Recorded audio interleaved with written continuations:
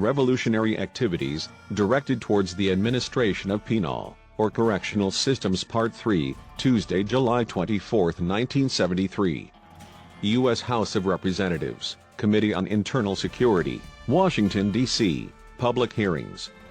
The subcommittee of the Committee on Internal Security met at 10:10 a.m., pursuant to notice, in room 311, Cannon House Office Building, Washington, D.C., Honorable Richard H. Icord, Chairman presiding.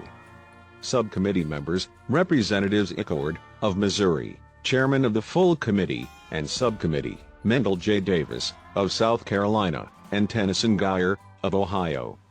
Subcommittee member present, Representative Icord.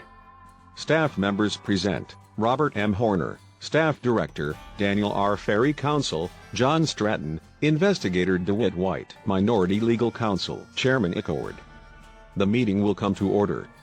Today the subcommittee, which is authorized by resolution of the full committee issued on February 27, 1973, begins the final hearings into its inquiry concerning revolutionary groups and organizations that function both inside and outside of our penal institutions.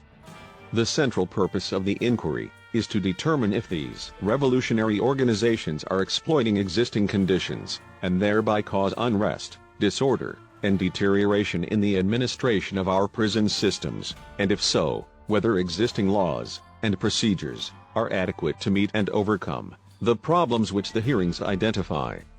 So, it is a matter of divulging into and identifying the motives of various individuals and groups. The committee has received a wealth of testimony and evidence, which must lead one to conclude that there are individuals and organizations that have interested themselves in the prison movement for the purpose of bringing about what they believe to be a genuine and needed prison reform.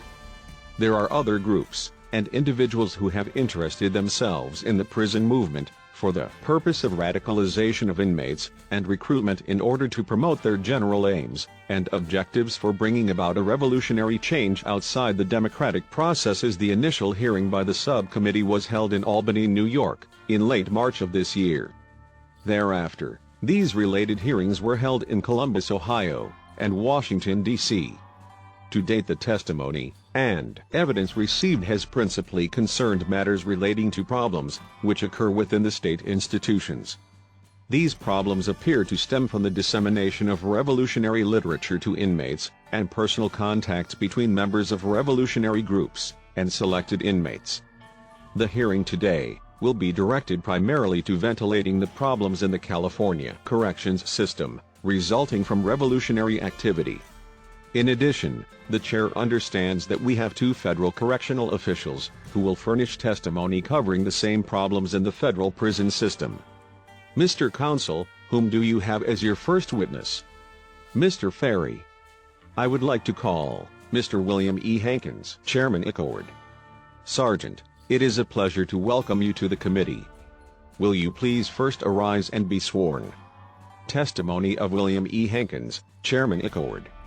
Do you solemnly swear the testimony you are about to give before this committee will be the truth, the whole truth, and nothing but the truth, so help you God?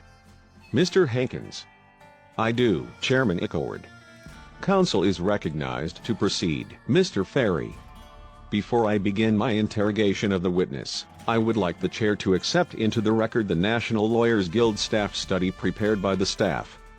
This witness today will be referring to those individuals who are members of the National Lawyers Guild and their activities in the prison movement.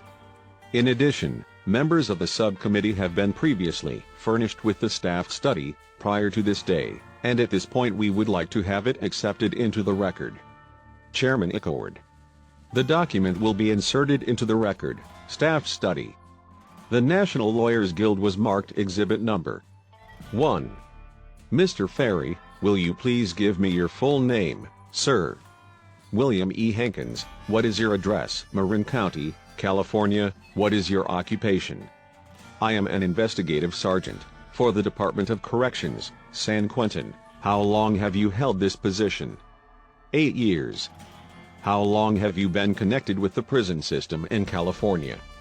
16 years. Would you give us a brief description of San Quentin? How large an institution is it? How many inmates at this time? I believe there are about 2,500 at this time. How is it classified as an institution? It is a medium security institution, a medium classification. How would that 2,500 break down as far as racial and ethnic proportions of the total population? An estimated 30 to 35% Black, approximately 20% Mexican, and 1% Oriental and other minorities, and the remainder Caucasian. You have a document in front of you. I am sure that you will be referring to that during your testimony. Would you describe essentially what that document is, sir? This is a manual I use for training purposes. It is stuff that I have accumulated. What do your duties entail, as far as training is concerned? Instructing classes of the different groups relative to the prison system. Where do you conduct your classes? Primarily at San Quentin, but we travel to other institutions also. That document is an accumulation of your information pertaining to various activities, organizations involving inmates. Is that true? Yes. Are you familiar with the term prison movement? Yes, sir. How would you characterize that particular term, or phrase?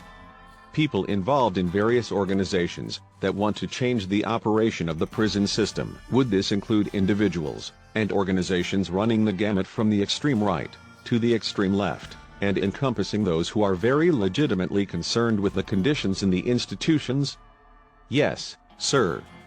The aspect with which you are most familiar would be those that are primarily advocating or participating from a radical standpoint? Yes.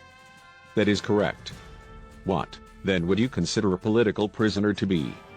The definition of a political prisoner is just about anybody whose politics go against our democratic form of government. Has the rationale been used that an individual is a political prisoner, in the sense that the crime that he is convicted for was merely an act of survival against the system? Is that the rationale that is primarily used in that respect? That is correct. When did you first hear of this term, or become aware of its prevalence throughout the system in California? I believe it was when the Black Panther Party became active, when they first came into being. When would that have been? 1968 or 1969, somewhere around in there, I don't recall. It was several years back. Is it a natural phenomenon for inmate organizations to be formed in an institution? Is that a normal activity?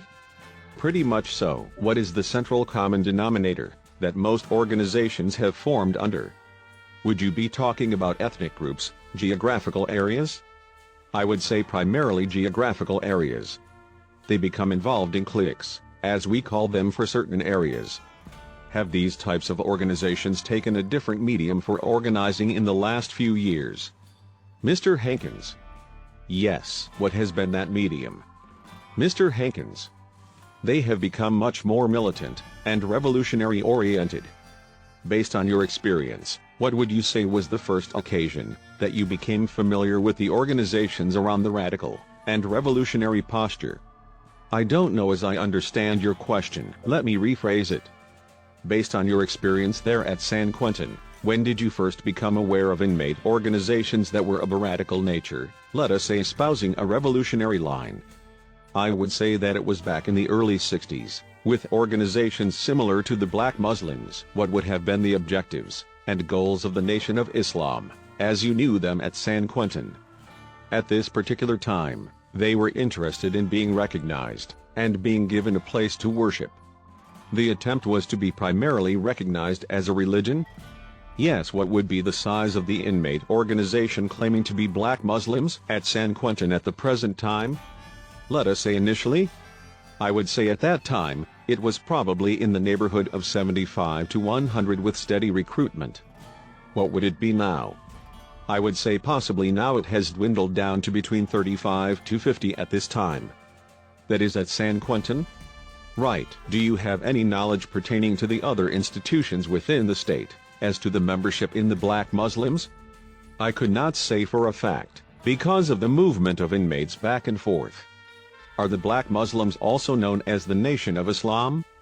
Yes. Is there any connection, to your knowledge, with the Sunni Muslims? There are several different sects of the Muslims, and Sunni is one. The Muslims within the prison system The majority of them do not actually follow the teachings of Islam. That would be both the black Muslims as well as the Sunni Muslims? Or, are you talking primarily about the Sunni? The both. What primarily are the activities of the black Muslims? Would recruitment be their primary activity? Yes, blacks. How would you characterize the organization there at San Quentin? The black Muslims, how would you characterize that organization? Right at this time they are not causing too much difficulty. They have had cutbacks because of other difficulties in the system. They still manage to have their little meetings and schooling. Are they recognized as a legitimate prison organization? At one time an outside minister from one of the mosques had come in, and he did not last too long. I think he found that this group was a bit too radical for him. When you use the term radical in that sense, are you talking about a Marxist, Leninist ideology? Is that the type of ideology that the black Muslims are using? At the time that I am speaking about, I could not say specifically so, although they were very violent. You would consider them violent? Yes, but you would not say per se Marxist, Leninist? I could not say for certain. Have you ever had an organization that goes by the name of the Black Panther Party? Yes. We have. When was that organization active? I would say in the early part of the 70s. And who was the principal organizer of the inmate group there? Mr. Hankins. I would say that they were followers of George Jackson, who was at San Quentin. How would you characterize the inmate organization called the Black Panthers? Revolutionary group, violent. How many members would compose the membership? At this time? Yes. At this time, the membership at this time, I would say, has dwindled quite a bit. They are laying pretty quiet, and I think that this is partially caused by the split of the Panther Party, with the Cleaver faction running off. It is down quite a bit now. I would say that they are having recruitment problems. They are having difficulties there too, in that respect. First, what would have been the highest number of members in the Black Panther Party as an estimate there at San Quentin? Mr. Hankins. At one particular time, there were, with George Jackson, initially it probably numbered 200 to 300. Following the split, what particular faction did the group follow? Eldridge Cleaver. Mr. Hankins. The group I described, the one faction that they would associate with, would be the Cleaver faction. Who were their outside contacts? Were they initially with the Black Panther Party? Yes. The Black Panther papers, visits from certain groups, publications of the Panther Party. Did you have a great deal of Black Panther literature coming into the institution? Their newspaper, primarily, and of course through correspondence. What are your regulations at San Quentin, pertaining to correspondence? They have unlimited correspondence at this time. What about the administration's position pertaining to censorship, or review of correspondence? Censorship is more or less a spot basis, spot checks as it were? Yes. Now, are you permitted to inspect incoming mail on any particular regular basis, or as you feel is necessary in the institution? We are allowed to inspect as seems necessary. What about outgoing mail? Is that the same way? The same way. And that does not apply to mail going to an attorney, congressman, or judicial officer, does it? No, it does not. But otherwise, you do have the authority to spot check. Is that right? Yes. Pertaining to visits, what is the procedure in which an inmate receives visitors? Does the potential visitor have to sign in, and have to be verified? Yes. They fill out forms. The inmate fills out a form, and the potential visitor fills out a form. Then we compare the two forms. We try to ascertain that they have known him personally. Do you have a system to verify the representations of the potential visitor, as to who the individual is, and their connection with the inmates? Yes, we do this on certain individuals. You state in your characterization of the Black Panther Party that they were a revolutionary organization, I believe? That is correct. Within that concept, would you say that they are violent? Yes. They are. Violence-prone within the institution itself? That is correct. Are they still viable today as an organization? Within the system down there, they are laying back, kind of quiet, because of other difficulties in the institution. It is my understanding you have another organization called the Black Guerrilla family. Is that correct? That is correct. When was this organization founded? Mr. Hankins. I would say it was approximately 18 months to 2 years ago when I first became aware of it. Where was it founded initially, to your knowledge? Mr. Hankins. I believe it started in Soledad. The organization as a whole, to your knowledge, is throughout the system? Yes. They are.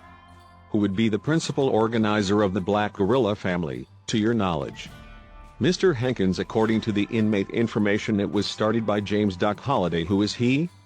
He is an inmate presently at the men's institution. Was he associated with the Soledad 7? Mr. Hankins. Yes. Was he one of the original Soledad 7? Mr. Hankins. Yes. What would you say the objectives and goals of the Black Guerrilla family are? Mr. Hankins. Very radical, very revolutionary, anti-police, probably more so than any group within the system at this time. How large would be the Black Guerrilla family there at San Quentin? At San Quentin at this time, probably, it numbers 50. I previously marked for purposes of identification exhibit number 2, and I would ask you to look at that and describe it briefly. This is an item we picked up called Our Family's Role and Ideology of the Black Guerrilla family. What does it say in there pertaining to their objectives and goals? Mr. Hankins. It says that political prisoners must have an objective, in other words, a purpose for existing, and that the Black Guerrilla family's purpose is survival within these fascist concentration camps within the United States of Cowards. Based on your information, do you consider the Black Guerrilla family to be a Marxist, Leninist organization? Mr. Hankins. Yes, sir. What principally would be the activities of the Black Guerrilla family there? Mr. Hankins. At this particular time, they align themselves with another group within the system known as the Nuestra Familia, which is a Mexican group, who is at war with another Mexican group called the Mexican Mafia. They arm themselves within the family in their battle against the Mexican Mafia. Before I get into that, let me go back primarily as to their relationship with SATE. What is SATE exactly? Mr. Hankins. SATE is a program they have had at San Quentin. The letters themselves stand for Self-Advancement Through Education. It is a black group. What principally is the purpose of SATE? Mr. Hankins. It started out just as it states, self-advancement through education, through contacts with outside people, and assistance for jobs and education. You said originally. What would be the purpose now? Mr. Hankins. The avowed purpose is still the same, but it has been changed by the people who became involved in it over the years. How would you characterize that change? Mr. Hankins. Well, the members are primarily affiliated with the Black Panthers and the Black family. Would you say it has become more radical, more violence-prone? Mr. Hankins. Yes. I would. What type of outside contact does the Black Guerrilla family maintain? This would be through publications, visitors, correspondence. Is there a relationship between the Black Guerrilla family and the Black Liberation Army? Mr. Hankins. The Black Guerrilla family within the institution, I feel that, if they were to be released all in one mass, approximately 70% of them would probably align themselves with the Black Liberation Army. At this time, I would like to enter exhibit number 2 pertaining to the organization of the Black Guerrilla family. Chairman Icord. Sergeant, you are connected with the San Quentin facility. Is that correct? That is correct. Chairman Icord. But you have made a study of these organizations throughout the prison system in California. Mr. Hankins. Yes, sir. Chairman Icord. In other words, you were functioning departmental-wide, rather than within your own institution? Pretty much so. Chairman Icord. Proceed. Mr. Counsel, Mr. Ferry. What is the Black Liberation Army?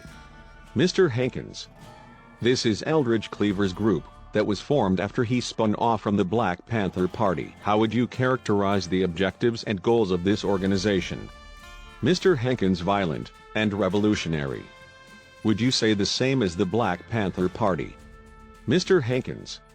Yes, only more so. Do you consider the Black Liberation Army to be a Marxist, Leninist organization? Mr. Hankins. Yes, definitely it would be a revolutionary organization. How large an organization in San Quentin is the Black Liberation Army? Mr. Hankins. I could not definitely say. As I have stated earlier, we have the Black Guerrilla family, and we have had members from the Black Liberation Army there from time to time, but as far as actual membership of the Black Liberation Army, I would have no way of definitely saying how many members there are. I feel that the members of the Black Guerrilla family are actually the same as the Black Liberation Army. I would put it this way: they follow their teachings. So that to that extent there is an affiliation, even though perhaps it is an unorganized affiliation between the two organizations. Yes, what would be the activities in the Black Liberation Army? The activities in the Black Liberation Army, do they have any programs for the members? Recruitment? They have steady recruitment going on. Do they have any training or classes for the members? They have what they call small groups who talk. They try, whenever possible, to physically practice karate and kung fu. Is that recognized as an inmate organization? The Black Liberation Army, is that an official organization? No, this is a non-official organization, but nonetheless it exists? That is correct. Chairman Icord. Of these organizations to which you have testified, how many are officially recognized, and which ones are officially recognized? We mentioned the SATE organization, which is recognized. Chairman Icord. Is that the only one that you have testified thus far that is recognized? Mr. Hankins. As far as I know, yes. Chairman Icord. Proceed. Mr. Counsel, Mr. Ferry Sergeant Hankins, one hand you a document, and I ask you if you will review that briefly and tell the committee what that is. This is a letter to the SATE organization from the Harriet Tubman bookstore in Los Angeles, California. Also, there is a blue leaflet there. What does that leaflet indicate? It states, "Sisters and brothers, come by and become a part of the Harriet Tubman Book Center, the Harriet Tubman Prison Movement. We must learn the science and art of making revolution." Did this document come into the San Quentin institution? Yes, it came into the San Quentin SATE organization. To the SATE organization there? Yes, it is addressed to them. You had previously turned that document over to an investigator for this committee? Yes. What is the Harriet Tubman Bookstore? It is an organization in Los Angeles, and I understand that it has spread out to other areas now. It is another group that I would call Marxist based on your association with the various inmates in your official position. Do the inmates know what the Harriet Tubman Bookstore is? Some of them do, I am sure. Does this type of material come in unsolicited, or is it sent to inmates specifically designated? A lot of it comes in through outside organizations contacted, various bookstores. Some of it they send for via letter contact. They are interested in books. It does furnish books to inmates. Is that correct? Yes, it does. Thank you. May I have that document, please? I would like to introduce this into the record as Exhibit Number 3. Chairman Icord. Who is the letter signed by? Mr. Ferry. It is signed by Rella Brown, Chairman Icord. Let me ask you this. Is there a Harriet Tubman? Does she run the store? Mr. Hankins. As far as I know, the Harriet Tubman name goes back many years ago, having something to do with prison movement. It is just a name. Chairman Icord. Do you have any information about Harriet Tubman, Mr. Counsel? Mr. Ferry, Harriet Tubman was a former slave, I believe, back in the Civil War, who established an underground railroad for the transportation of slaves from the south to the north. This is the name that is used by this organization in Los Angeles, Chairman Icord. If there be no objection, the documents will be admitted. Mr. Ferry. I hand you what has been marked for identification purposes as Exhibit Number 4, and ask you if you would identify that newspaper, please. Yes, this is a newspaper that came into San Quentin. What is the name of that paper, sir? Third World Edition. Who is it published by, to your knowledge? The Black Liberation Army. Where is it shown there as to the location of the publishers of the Third World Edition? 1212 Boylan Hall in Brooklyn. And why does this newspaper come into the prison regularly? It just started recently. Did you have an opportunity to look at this? I did not look at it too closely. How, at San Quentin, is literature of this nature reviewed by the institution or administrators? Our public information officer handles these duties. When I run across something of this nature that may be coming in, I, in turn, take it to him and he will screen it and determine whether it is to be allowed. How many, as an average, would you have to review a day? How many of this type? Yes, I am sorry, sir, but I don't review these. He does. Have you in the past reviewed them yourself? Normally when I run across something like this, I will take it down to him, and he will take a look at it.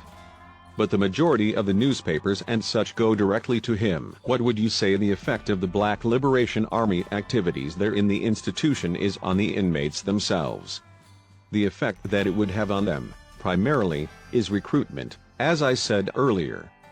The Black Guerrilla family, there is steady recruitment that goes on, and I am sure that there is a certain amount of pressure involved. All right then. Do the correctional personnel themselves feel pressure because of this particular organization? They have made it known, and we have gotten it from inmate sources, who have told us, since the Black Guerrilla family recent alliance with Nuestra Familia, they have told them that they would take part in the war against the Mexican Mafia, but when a major incident occurred, they intended to kill members of the staff. In connection with the Black Liberation Army newspaper, I hand you an exhibit and ask if you have seen this.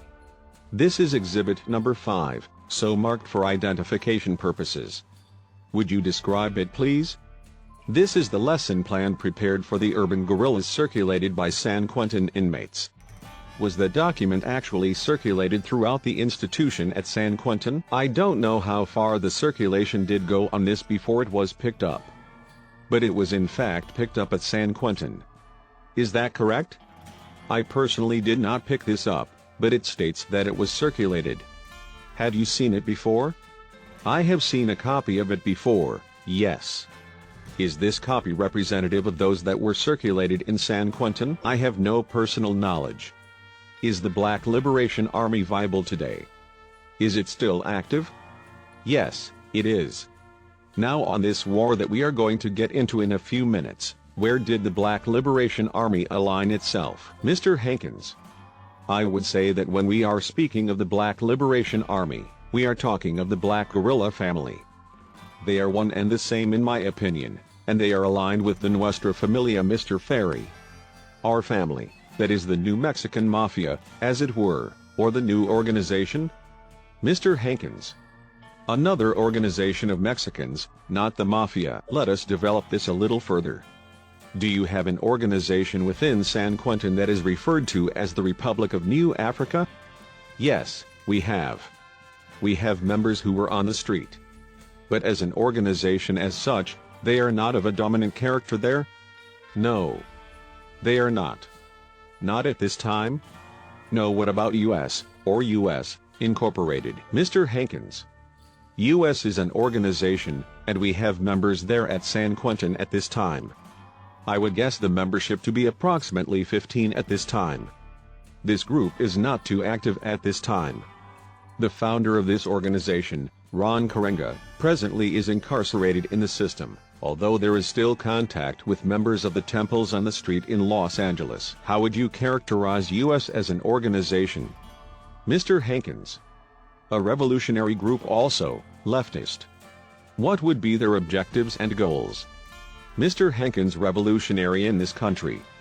Do you have a document pertaining to their activities? Mr. Hankins. Yes. I have some information on this U.S. Incorporated. It was chartered by the state of California as a non-profit corporation in September of 1966, with offices at 8211 South Broadway Street in Los Angeles. The corporation charter alleges that it is an Afro-cultural organization, but there was a book put out by the founder that was available on the street, and in this booklet he is quoted as saying, "You must have a cultural revolution before you can have a violent revolution." The cultural revolution gives identity, purpose, and direction. The revolution being fought now is a revolution to win the minds of our people. If we fail to win this, we cannot wage the violent one. When the word is given, we will see how tough you are. When it is burn, we will see how much you can burn. When it is blow up, let us see how much you can blow up. When it is chop that white girl's head off, we will see how tough you are. Would you characterize it as a violent organization? Mr. Hankins. I would say that he has characterized it as such himself in his statement. What is the nature of the U.S. organization there? From what I have gathered, they do have what they consider a temple in Los Angeles. There is communication via mail. Visitation also? Yes. How large an organization is U.S.? I can definitely say that at San Quentin it is approximately 15 members. According to this, at the time that this was written, they figured that they had 20 hardcore militants with 75 to 100 followers. Since that time, they also talk in here of getting an U.S. Army of over 1,000 men. It is my understanding that they have branched out, and now they have another office in Los Angeles. They have an affiliated office in San Diego. Chairman Ickord. Counsel, before you get away from the Black Liberation publication, which you introduced a few minutes ago, Sergeant, let me ask you this. As I understand the legal situation, there has been a federal Eastern District Court decision to the effect that all publications are to be let into correctional institutions, so long as they do not constitute a clear and present danger to the safety of the institution. You would not be bound in California by that Eastern District Court decision. You did not testify at length about the type of censorship that you exercise. Let me ask you about this Black Liberation paper. How did that come into the institution? Is that mailed individually to inmates, or does that come in bulk and get distributed among the inmates, or what? It is normally mailed individually to inmates. Chairman Ickord. Then the censorship that you would exercise would be on an issue-by-issue basis. That is correct. Chairman Ickord. You would examine the publication as it comes in. Have you ever restricted the access of any individual issue? Yes. I have on certain occasions, Chairman Ickord. And others you have permitted into the institution? That is correct. Chairman Ickord. Proceed, Mr. Counsel. Mr. Ferry. Now you mentioned alliance with various factions, Mexican Mafia and the other organization, then Vuestra Familia. Where would U.S. be aligned? Are they involved in this particular situation? Mr. Hankins. No. They are not. In relation to this war that you have talked about, what is the principal organization on the one side? What is the principal organization that we are talking about? Mr. Hankins. The Mexican Mafia. Mr. Ferry. What exactly is the Mexican Mafia? Mr. Hankins. Well, the Mexican Mafia is made up primarily of Mexican inmates, predominantly from the barrios of Los Angeles. When was it first organized, to your knowledge, Mr. Hankins? We have had traces of the Mafia back as far as 1957, only at that time they were more or less hoodlum-type inmates who specialized in prison pastimes of hijacking canteens from other inmates, collection of loans, dealing in drugs within the institution. Are those activities still carried on by the Mexican Mafia today? Yes. That includes drug traffic as well? That is correct. Is there an outside organization called the Mexican Mafia? Yes, sir. Is that also known as MA? Mr. Hankins. Right. What would you say the objectives and goals of this organization are, Mr. Hankins? The information I have of the objectives and goals of the Mafia are a complete takeover of the drug traffic in the state of California, both inside and outside of the prison system. Would you say that it was a radical group in the sense of Marxist, Leninist ideology? Mr. Hankins. They are turning that way. How is that, Mr. Hankins? Through contacts, primarily, of the Vencermos organization, who are making contact with members of the Mafia. Who would be the leader of the Mexican Mafia? Mr. Hankins. The godfather of this organization is a man named Joe Morgan. Is he a Mexican or a Chicano? He is the only Caucasian that you will find. What is the connection with the Vencermos organization?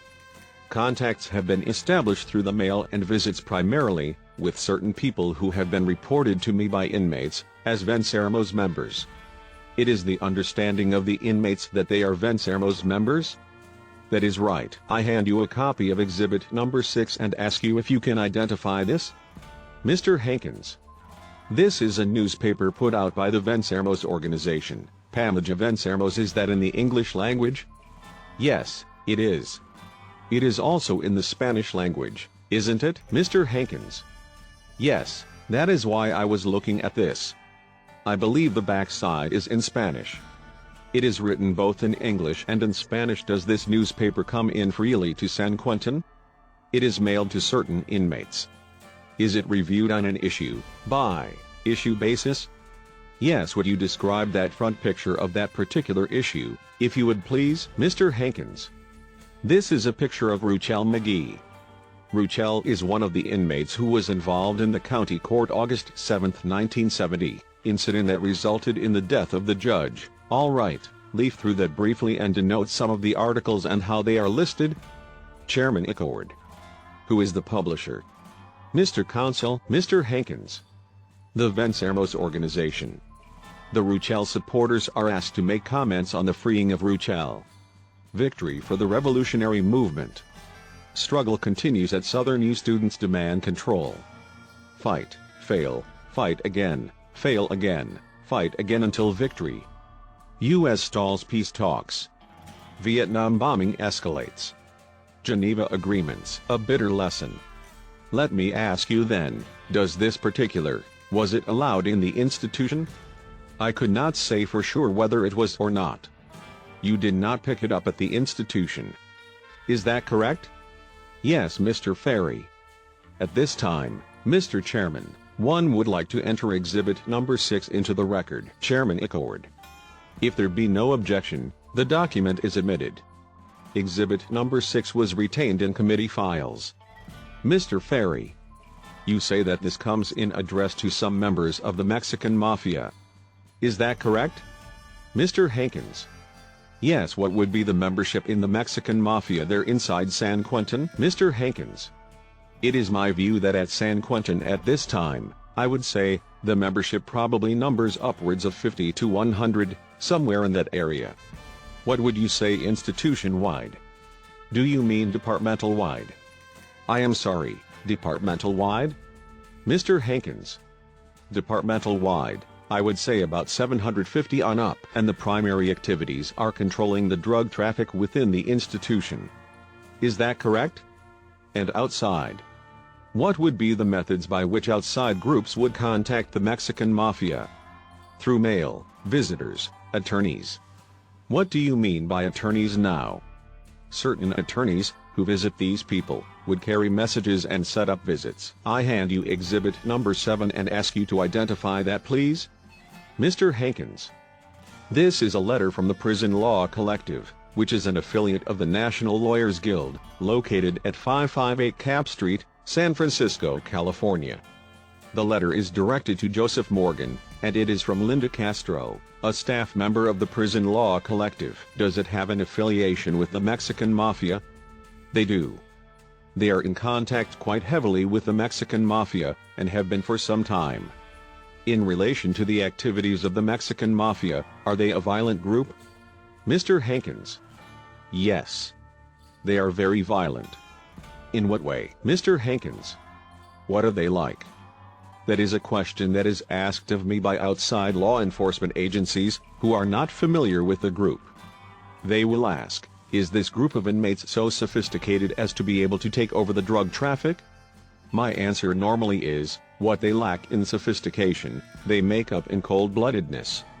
These people have no fear of doing time. They have no fear of getting shot.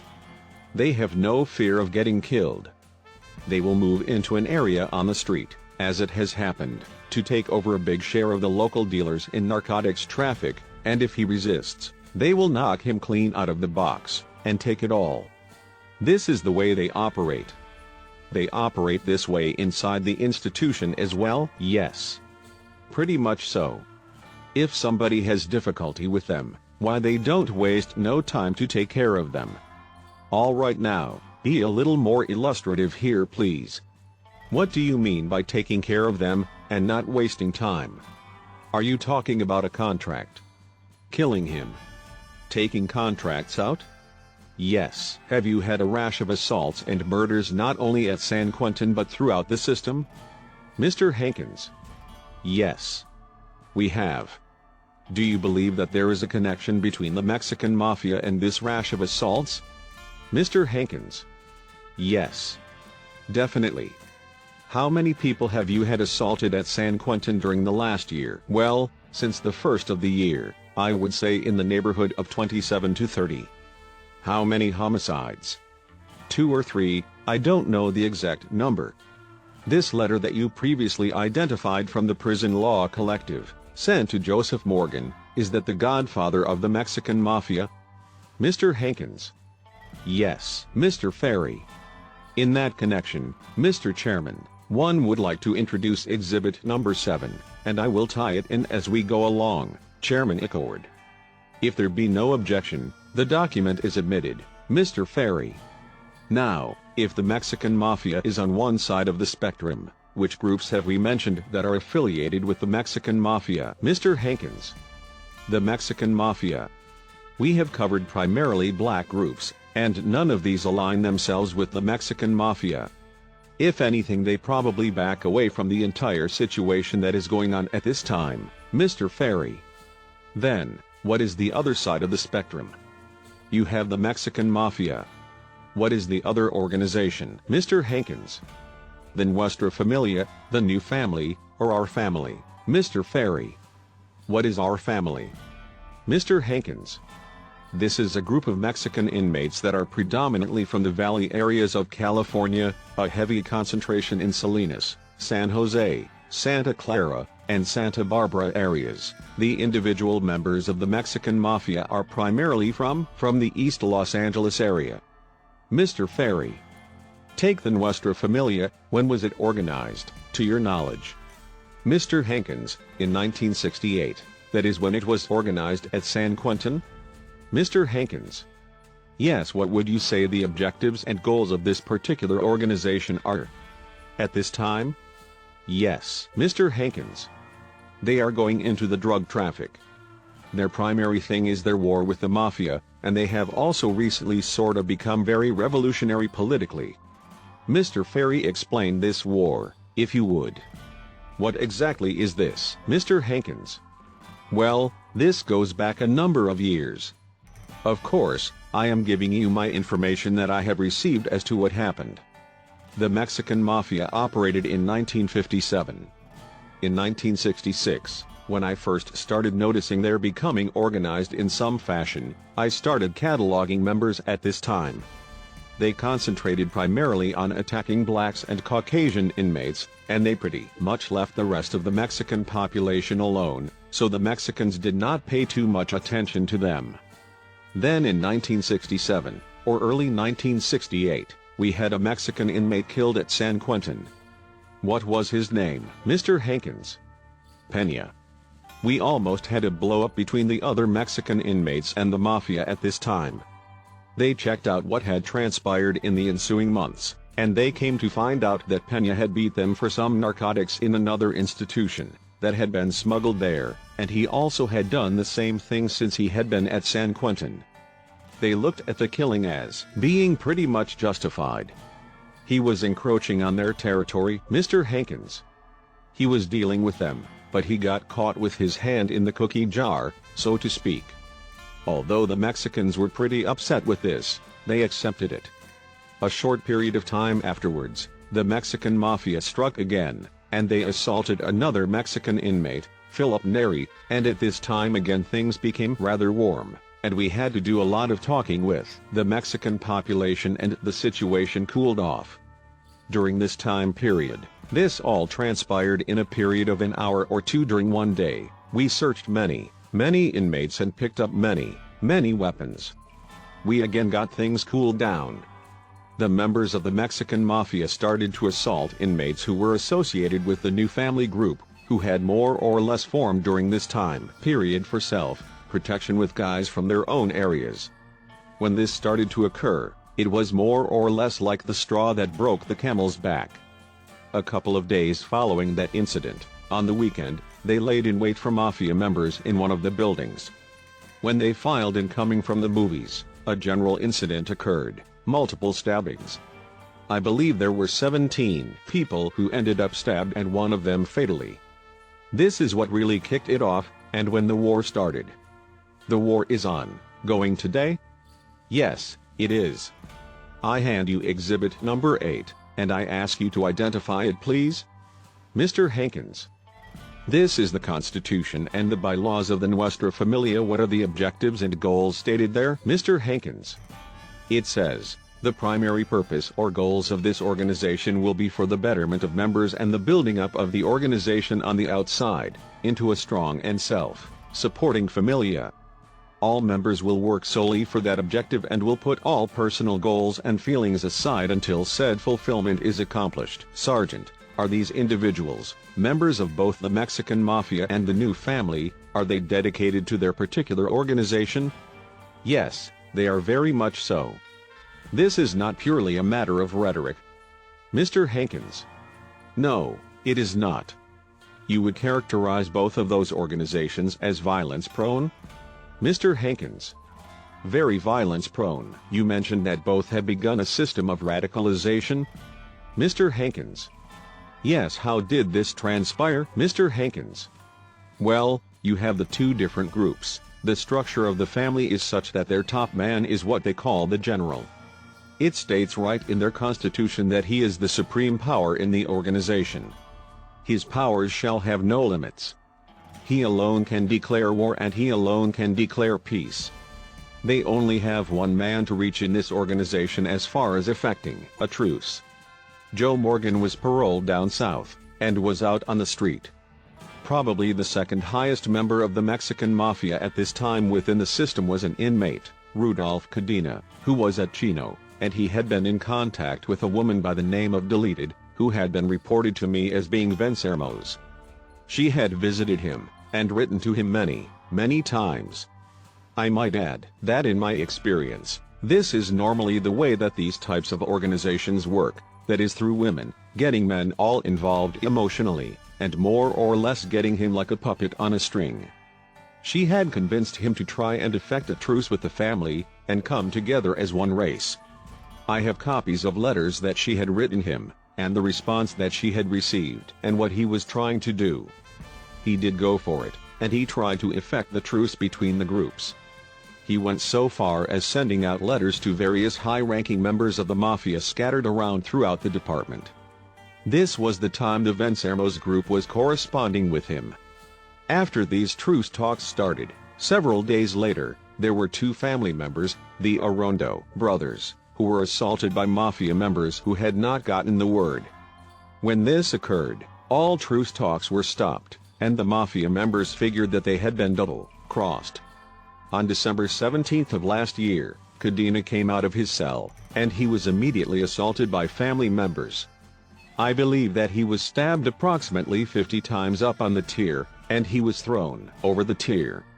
After he landed on the floor, for all intents and purposes he was dead already, but he was stabbed 5 or 6 times in front of the staff in the area. These people were picked up, identified, charged, and they are in San Bernardino County Jail pending trial, and at this time, also in San Bernardino during this time period, are Benton Burt, Andrea Hallman, and Gene Hobson, all Vencermo's members who are awaiting trial on the killing of an officer at Chino. Of course, they established contact with members of the family through correspondence. Mr. Ferry. At this time, I would like to enter into the committee record, as exhibit number 8, the bylaws of our family. Chairman Icord. So admitted, Chairman Icord. I did not understand your testimony. Was the individual who was assaulted a member of the Mexican Mafia who had established contact with members of the Vencermos? Mr. Hankins. Yes. Deleted was the woman who had been in close contact with him. Word from the inmates is that she is now a member of the Vencermos, Chairman Icord. The one who was in contact with the one killed? Mr. Hankins. Yes, based on your information, do you see an attempt by the Vencermos organization to effectuate a truce between those organizations? Mr. Hankins. I feel that this is what they are after, to get them as one unit. What would be the effect if that actually were accomplished, in your opinion? Mr. Hankins. I would hate to guess what would happen in the prison system and in the state. I do have that letter from, deleted, Chairman Ickoward. Based on your description of the organization, this seems to be a rather unusual relationship between the Mexican Mafia and the Venceremos organization. You don't believe that there is any basis for a lasting harmonious relationship? It would appear to me that the Mexican Mafia would be more interested in drug traffic, etc., rather than revolution, except from the standpoint of perhaps fighting constituted authority. Mr. Hankins. Over a time period, I felt this way somewhat myself, but over a time period I have seen male inmates belonging to those groups who have changed completely as far as their political beliefs go. Chairman Ickoward. Proceed.